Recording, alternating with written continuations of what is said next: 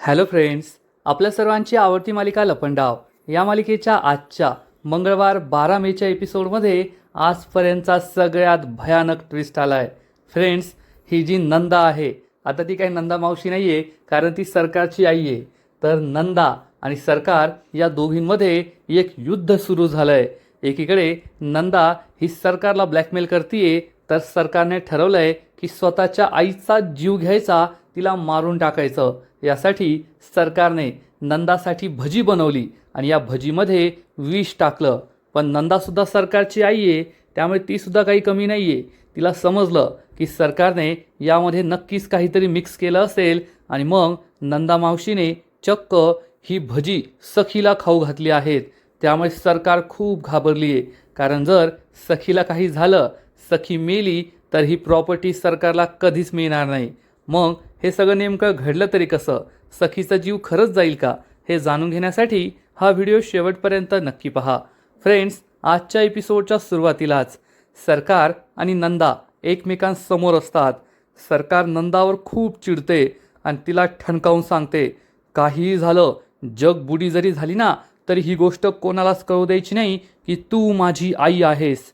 नंदा सरकारकडे रागारागाने पाहत असते आणि सरकार तिला बोट दाखवते. एवढं लक्षात ठेवायचं. नंदाचा सुद्धा ॲटिट्यूड काही कमी नसतो. नंदा ही सरकारला ठणकावून सांगते, सरकारचं बोट पकडते आणि म्हणते, हा जो माज आहे ना, हा माज, त्यानंतर हा जो तुझा ॲटिट्यूड आहे, हे जे मला डोळे दाखवणं आहे, हे सगळं माझ्यामुळेच तुझ्यात आलं आहे. कारण मी तुझी आई आहे आणि हे सगळे गुण माझ्यातून तुझ्यात आले आहेत. त्यामुळे हा माज मला दाखवायचा नाही, हे बोट मला दाखवायचं नाही, नाहीतर हे तुझं बोट आणि तुझा हा हात दगडाखाली मी चेचीन. एवढं लक्षात ठेवायचं. सरकार खूप चिडते आणि मग नंदा तिला ठणकावून सांगते, मी नंदा आहे, नंदा तुझी आई, आणि तुला हे जे काही सगळं मिळालं आहे ना, ते फक्त माझ्यामुळे. मी तुला जन्म दिलाय हे लक्षात ठेवायचं आणि माझ्यापुढे जास्त शहाणपणा करायचा नाही. सरकार हसू लागते, टाळ्या वाजवते आणि नंदाला एक घेरी मारते आणि विचारते, आजकाल तू नंदा हे नाव लावतेस का? पण तू तुझं खरं नाव विसरली आहे वाटतं. तुझं खरं नाव तर सरस्वती असं होतं ना, मग तुला त्या नावाची लाज वाटते का?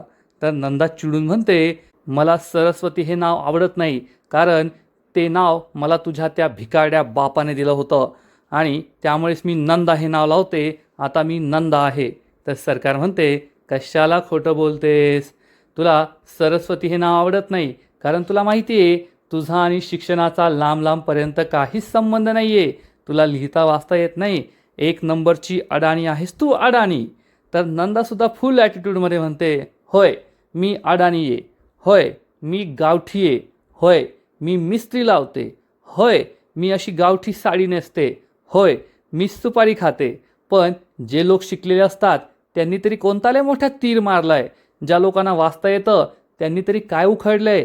हे लोक जेथे येथे थुंकू नका हे वाचतात आणि तेथेच जाऊन थुंकतात.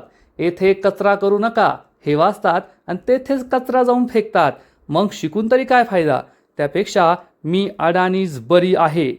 एकतर मी तुझ्या बापाशी लग्न केलं आणि फसले.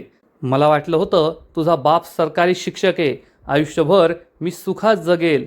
पण त्याच्याशी लग्न केल्यावर मला कळलं, त्याच्या घरात साधं तो थंड पाण्याचा कपाटसुद्धा नाही आहे. मला म्हणतो कसा, जा माठातलं थंडगार पाणी पी. आमच्या माठात त्या कपाटापेक्षा थंड पाणी असतं. मला असं वाटलं त्याच्या घरात पाठ टेकवायला, झोपवायला एखादा पलंग तरी असेल, पण त्याच्या घरात पलंगसुद्धा नव्हता. मला म्हणतो कसा तुझा बाप, जा बाहेर गवत आहे, त्या गवतावर चादर टाक आणि झोप. आकाशाकडे पाहून तुला फॅनची थंडगार हवा मिळेल. असा तर तुझा दळभद्री बाप होता आणि मला त्या लग्नात कधीच अडकायचं नव्हतं. पण त्या लग्नात मी गरोदर राहिले आणि मग तुम्हा 2 मुलींना मी जन्म दिला. एकीचं नाव मी ठेवलं मनस्विनी आणि एकीचं नाव तुझ्या बापाने ठेवलं तेजस्विनी. सरकार चिडून म्हणते, आणि मग तू मला असं बनवलंस. नंदा उत्तर देते, कारण मला माझ्या मुलींना वाघीण बनवायचं होतं, वाघीण.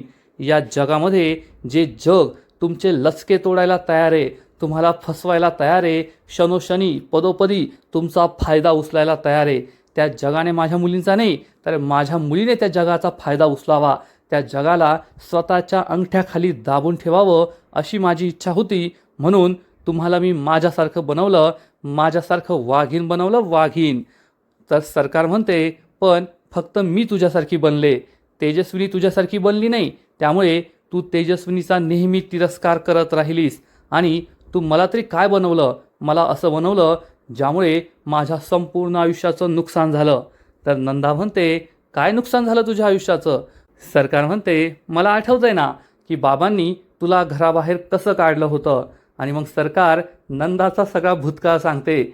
एक दिवस आपल्या शेजारच्या बाईने त्यांची लहान मुलगी माझ्याकडे सांभाळायला दिली होती आणि तू माझ्यावर चिडली की आपण काय त्या बाईचे नौकर आहोत का तिच्या लहान मुलीला सांभाळायला. नंदा म्हणते मग खरंच होतं ना ते, आपण काय तिचे नौकर होतो का तिच्या लहान मुलीला सांभाळायला. सरकार म्हणते आणि मग ती लहान मुलगी जेव्हा आपल्या घरातील चुलीजवळ जात होती मी घाबरले की तिला चटका बसेल, पण तू म्हणालीस बसू दे तिला चटका, तेवढंच तिच्या आईला समजेल आपण काय तिचे नौकर नाही आहोत. आणि ती मुलगी त्या चुलीजवळ गेली, तिला मोठा चटका बसला पण थोडक्यात तिचा जीव वाचला होता. पण त्यानंतर बाबा तुझ्यावर खूप चिडले आणि त्यांनी तुला घराबाहेर काढलं होतं. तेव्हा त्यांनी तुला जे घराबाहेर काढलं त्यानंतर आज उगवलीस तू, इतक्या वर्षानंतर मी तुला पाहतीये. हे ऐकून नंदा सांगते आणि त्यानंतर मी माझ्या मनाने माझं आयुष्य जगले, सुखी जगले, मला जे करायचं होतं ते केलं. आणि तू काय केलंस? तर सरकार सांगते माझ्या वडिलांनी आम्हाला दोघी बहिणींना चांगले संस्कार देण्याचा प्रयत्न केला, तुझ्या छायेतून बाहेर काढण्याचा प्रयत्न केला, पण तोपर्यंत मी तुझ्यासारखी बनले होते. त्यामुळे तेजस्विनीला तर त्यांनी सुधरवलं, ती तर तुझ्यासारखी कधी नव्हतीच, पण मी कधीच सुधारले नाही, मी अगदी तुझ्यासारखीच राहिले, तुझ्यासारखीच जगले आणि हे सगळं केलं आहे मी माझ्या आयुष्यात. तर नंदा म्हणते हो, आणि तू जे काही केलंस ना त्याचा मलासुद्धा अभिमान वाटतोय. एवढं मोठं कट कारस्थान केलंस तू, एवढी मोठी संपत्ती, एवढी मोठी प्रॉपर्टी मिळवलीस आणि आता मी त्यातलाच हिस्सा घेण्यासाठी तुझ्याकडे आली आहे. सरकारला खूप राग येतो. सरकार चिडून म्हणते हे सगळं मी मिळवलं आहे आणि यातलं तुला काहीच मिळणार नाही. तू आत्ताच्या आत्ता इथून निघायचं, तुझा आणि माझा काहीच संबंध नाही आहे. हे ऐकून नंदा खूप चिडते, हसू लागते आणि विचारते तुझा आणि माझा काही संबंध नाही आहे, थांब, तुझा आणि माझा काय संबंध आहे ना ते मी तुला दाखवते. असं म्हणून नंदा सरकारला सांगते मी काय जाणून बुजून तुझ्या आयुष्यात परत नाही आले, तर नियती आपल्याला एकमेकांसमोर पुन्हा घेऊन आली आहे, एकमेकांच्या आयुष्यात घेऊन आली आहे. काही दिवसांपूर्वी मी एका विदेशी पर्यटकाची बॅग चोरली होती. मला असं वाटलं या बॅगेत मला मोठा ऐवज मिळेल आणि या बॅगेत काय हे तपासण्यासाठी मी त्या भानवडच्या दरीजवळ आले, पण त्या बॅगेत मला काहीच सापडलं नाही. त्यामुळे ही बॅग दरीत फेकून द्यायची म्हणून मी तेथे आले, तर मला दिसलं की माझी पोरगी तर मोठाच पराक्रम गाजवतीये. आणि मग सरकारला नंदा झालेला सगळा प्रकार सांगते की ज्यावेळेस सरकार ही खऱ्या तेजस्विनीला दरीत ढकलून देत होती तेव्हा नंदाने हा सगळा व्हिडिओ आपल्या मोबाईलमध्ये शूट करून घेतला होता. आणि मग नंदा हा व्हिडिओ सरकारला दाखवते. हा व्हिडिओ पाहून सरकारला जबर धक्का बसतो. नंदा खूप खुश असते की आता सरकारची दुखरी नस तिच्या हातात आली आहे आणि सरकार खूप घाबरते. आणि इकडे आपला कान्हा चक्क तुरुंगात बसलेला असतो. आता सरकारच्या घरी दागिने चोरले त्यामुळे त्याला तुरुंगात बसवलेलं असतं, पण तुरुंगाची लाईट गेलेली असते. त्याच्या आजूबाजूला 2 हवालदार बसलेले असतात आणि म्हणतात अरे यार, यांना सुद्धा उन्हाळ्याच्या दिवसात लोडशेडिंग करायचं असतं, किती गरम होतंय. कान्हाला सुद्धा गरम होत असतं. कान्हा विचारतो ओ साहेब कधी येणारे लाईट, किती गरम होतंय. तर हवालदार म्हणतो ए तुला काय आतमध्ये बसून पेपर सोडवायचा आहे का रे, गपचूप बसून राहा ना, येईल थोड्या वेळाने लाईट. आणि तेवढ्यात कान्हाला तुरुंगाच्या बाहेर एक बासुरी पडलेली दिसते.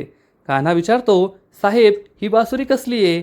तर हवालदार सांगतो अरे सकाळी तुझ्यासारखा एक चोर पकडला होता, या बासुरीत त्याने हिरे लपवले होते, त्यामुळे त्याला पकडून आणलं होतं आणि त्याचीच ही बासुरी आहे.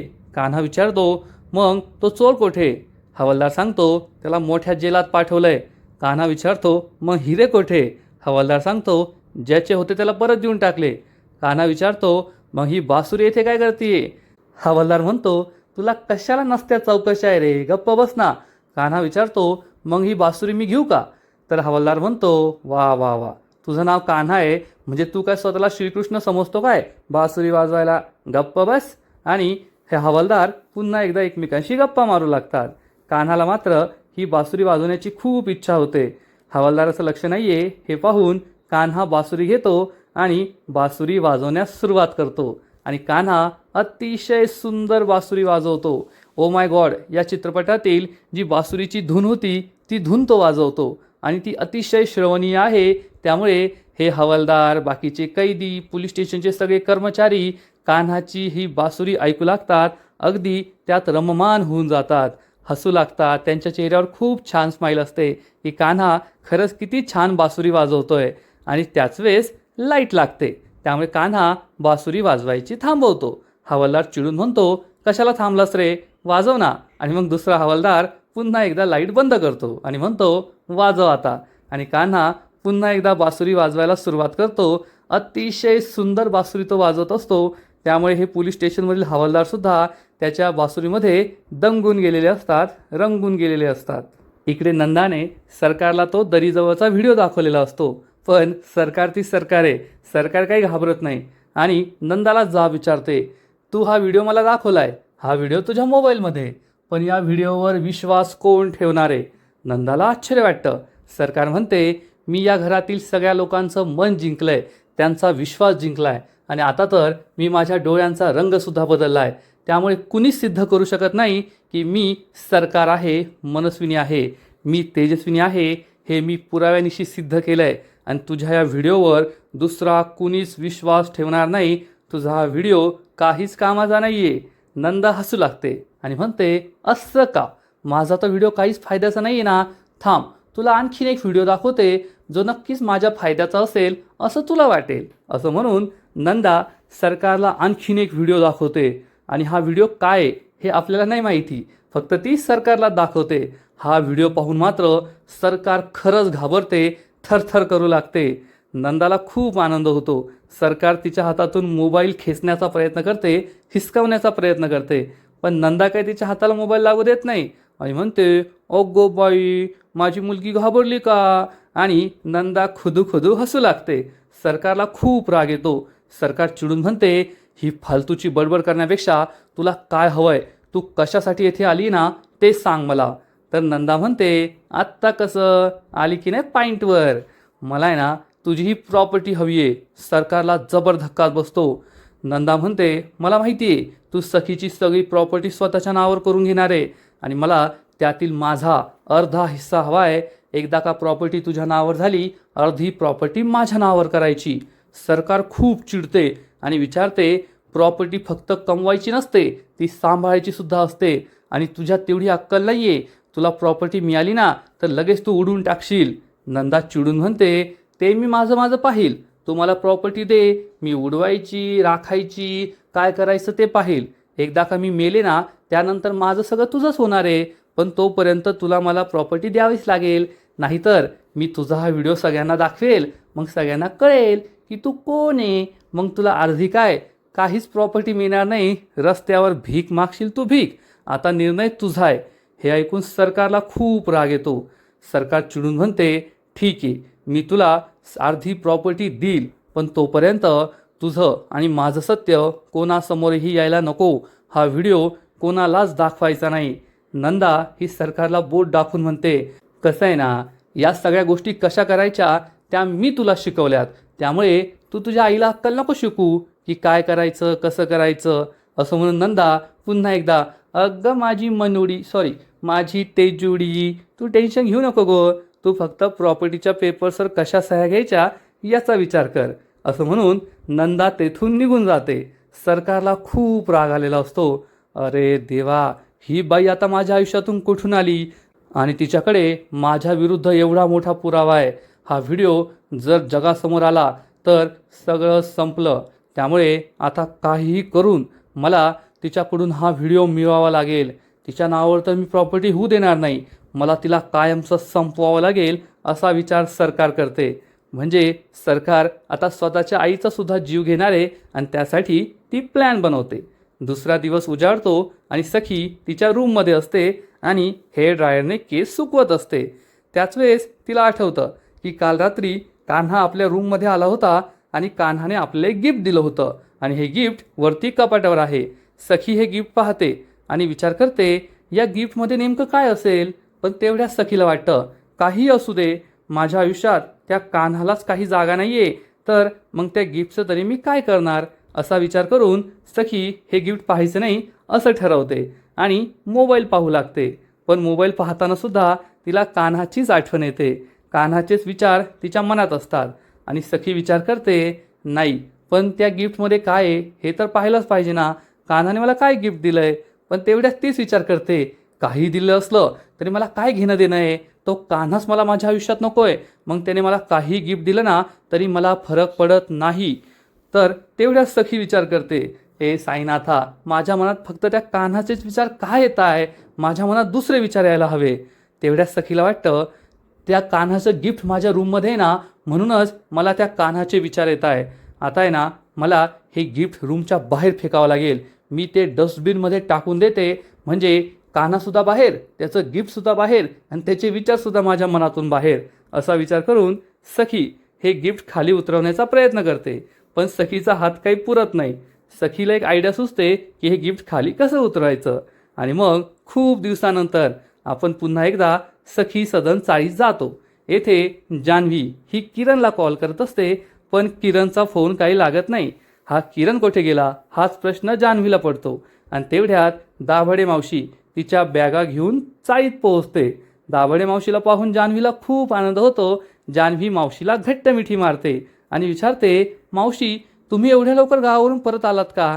तर मावशी सांगते अगं काय सांगू तुला, मी गावात सुट्टीसाठी गेले आणि गावात कुणीच नव्हतं. जान्हवी विचारते असं कसं, कुठे गेले गाववाले.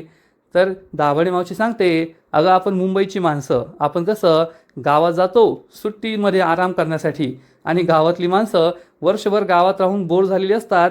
ते सुट्टीत येतात मुंबईमध्ये मुजीवाची मुंबई करण्यासाठी, एन्जॉय करण्यासाठी. त्यामुळे गावात कोणीच नव्हतं, मला खूप कंटाळा आला आणि 4 दिवसात मी परत आले.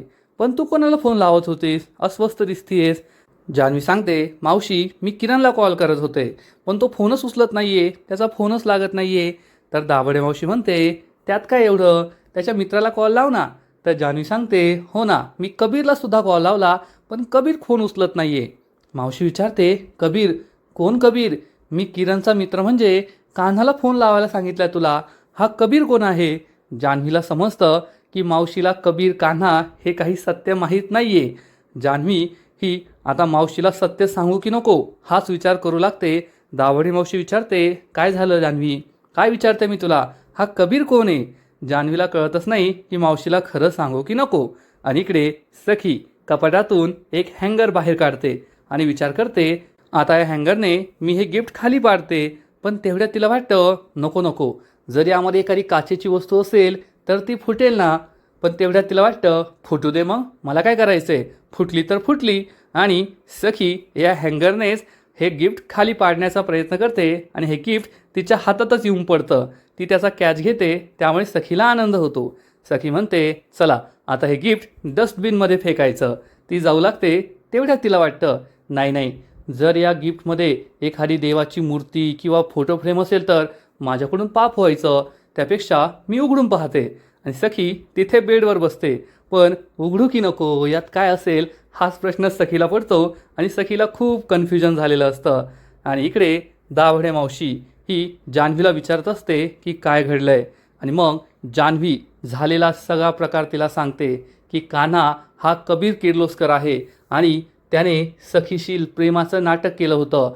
त्याने सखीशी लग्न केलं तिच्या प्रॉपर्टीसाठी.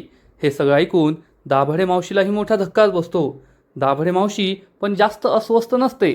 जान्हवी विचारते काय झालं मावशी, कान्हाचं सत्य ऐकून सुद्धा तुम्हाला धक्का बसला नाही का. तर दाभडे मावशी सांगते म्हणजे मला आश्चर्य वाटलं, पण असा खूप मोठा धक्का नाही बसला. जान्हवी विचारते पण का, त्याने तर किती मोठी फसवणूक केली आहे आपल्या सगळ्यांची, सखीची.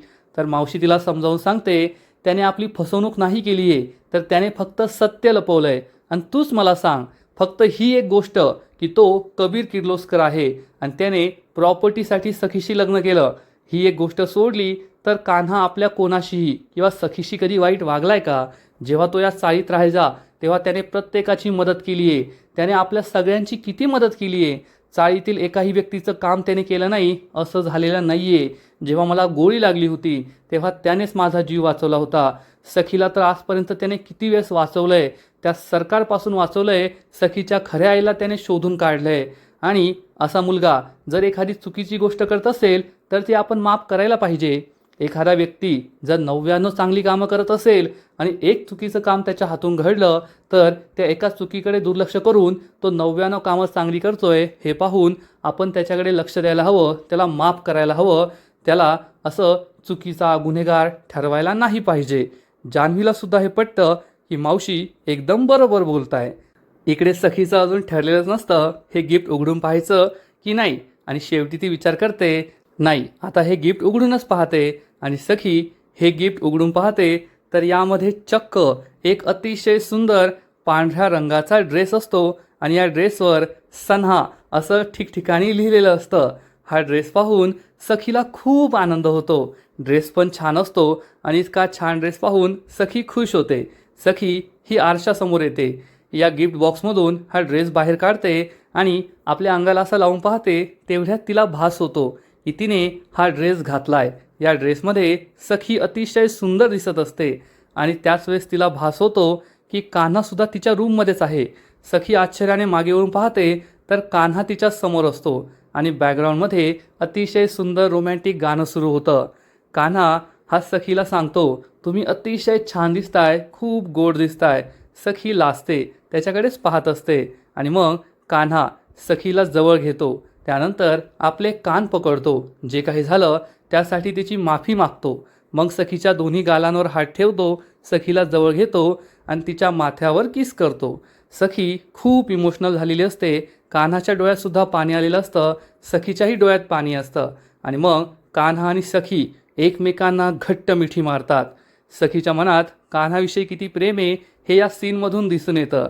हे दोघे एकमेकांच्या मिठीत विसावलेले असतात. पण तेवढ्यात तेथे नंदा मावशी येते आणि नंदा मावशीला दिसतं हा सगळा सखीचा भास आहे. आणि सखीने कान्हाला नाही तर स्वतःलाच मिठी मारलेली असते. तिचे हात स्वतःच्याच मानेभोवती असतात आणि ती रडत असते. हे पाहून नंदाला समजतं की नक्कीच सखी तिच्या दादल्याचा कान्हाचा विचार करतीये. आणि नंदा म्हणते, ए सखी बाळा काय करतेस. तेवढ्यात सखी भानावर येते आणि सखीला सगळं समजतं की हा सगळा तिचा भास होता. येथे तिने ड्रेससुद्धा घातलेला नाही आहे आणि कान्हासुद्धा आलेला नाही आहे. सखी स्वतःला कशीबशी सावरते आणि आपले डोळे पुसते. नंदा आतमध्ये येते आणि सखीला विचारते, काय गं बाळा काय झालं, कसला विचार करतेस, कोणाची आठवण आली का, डोळ्यात पाणी आलंय, तुझ्या दादल्याची आठवण आली का. तर सखी म्हणते, नाही नाही मावशी आजी तसं काही नाही आहे.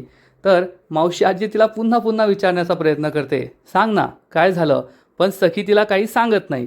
आणि तेवढ्यात सरकार तेथे येते. या दोघी बोलताय त्यामुळे सरकार बाहेर उभं राहून त्यांचं बोलणं ऐकत असते. आणि मग नंदा आजी म्हणते, जाऊ दे तू मला का काही सांगशील, कारण मी तुझ्या जवळची नाही आहे ना, कोण आहे मी तुझी, शेवटी परकीच आहे, मग तू मला का सांगशील.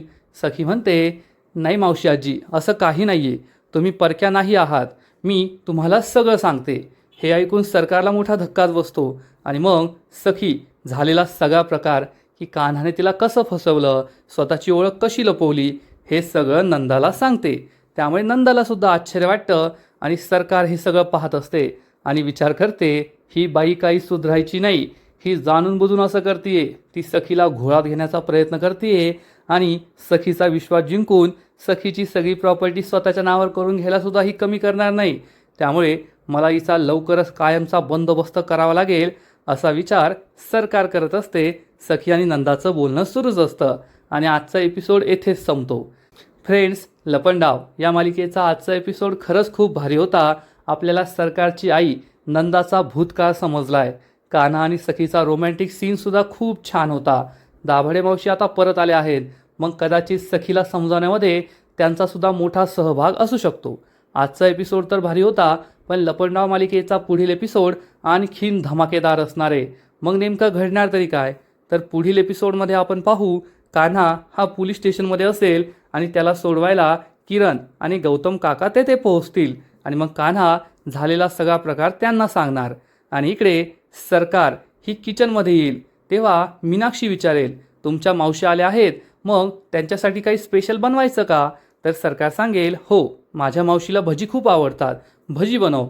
मीनाक्षी भजीचं पीठ भिजवणार तर सरकार त्यामध्ये चक्क विष टाकणार, या नंदाचा जीव घेण्यासाठी, स्वतःच्या आईचा जीव घेण्यासाठी.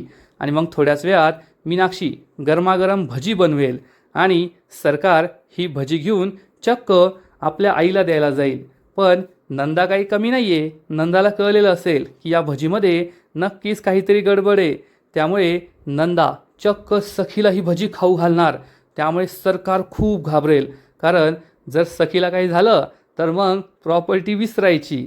मग आता सरकार नंदाला थांबवू शकेल का, की सखी ही विष असलेली भजी खाणार आणि वर जाणार? हे पाहायला खूप इंटरेस्टिंग असणार आहे. तर फ्रेंड्स, तुम्हाला सुद्धा लपंडाव ही मालिका आवडते का? नक्कीच कमेंट करून सांगा. आणि या मालिकेचे असेच नवीन नवीन एपिसोड, नवीन नवीन अपडेट सर्वात आधी पाहण्यासाठी व्हिडिओला लाईक करा, शेअर करा, चॅनलला सबस्क्राईब करून बेल आयकॉनवर क्लिक करा. म्हणजे या मालिकेचे नवीन नवीन एपिसोड तुम्हाला सर्वात आधी पाहायला मिळतील. खूप खूप खूप धन्यवाद.